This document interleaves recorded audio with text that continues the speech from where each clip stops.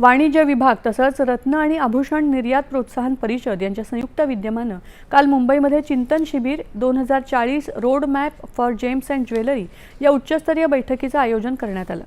वर्ष 2040 पर्यंत रत्न आणि आभूषण क्षेत्रात 100 अब्ज अमेरिकी डॉलरच्या निर्यातीचं ध्येय गाठण्यासाठी सर्वसमावेशक धोरण आखणं हा या संवादाचा मुख्य उद्देश होता।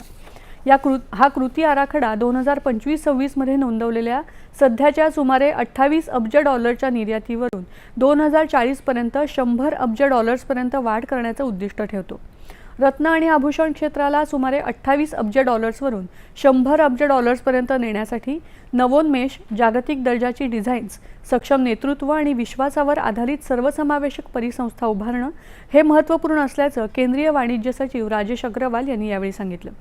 भारताची खरी ताकद ही सोने, चांदी किंवा कच्च्या हिऱ्यांच्या खाणीत नसून देशातल्या कुशल कारागिरांच्या मोठ्या संख्येमध्ये आहे, यावर त्यांनी भर दिला।